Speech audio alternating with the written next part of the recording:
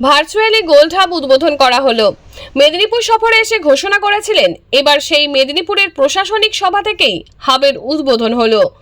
22 April মঙ্গলবার দাসপুরের ফরিদপুরে gold hub উদ্বোধন করা হলো। মেদিনীপুরের এক প্রশাসনিক সভা থেকে আজ তার ভার্চুয়াল উদ্বোধন করেন রাজ্যের মুখ্যমন্ত্রী। 2020 সালে জেলা সফরে এসে গোল্ড হাবের কথা ঘোষণা করেছিলেন মুখ্যমন্ত্রী মমতা বন্দ্যোপাধ্যায়। ভিন রাজ্যে কর্মরত স্বর্ণশিল্পীদের কথা মাথায় রেখেই দাসপুরে তৈরি হয়েছে এই সোনার হাবটি। ইচ্ছুক ব্যবসায়ী ও কারিগরেরা এখানে কাজের সুযোগ পাবেন। ইতিমধ্যেই বোর্ডে যুক্ত হয়েছেন বেশ কয়েকজন ব্যবসায়ী। মাসখানেক আগে ওই হাব পরিদর্শন করে যান পশ্চিম মেদিনীপুরের জেলার পূর্ত কর্মাধ্যক্ষ নির্মল ঘোষ। আশা করা হচ্ছিল এপ্রিলে এর উদ্বোধন হবে।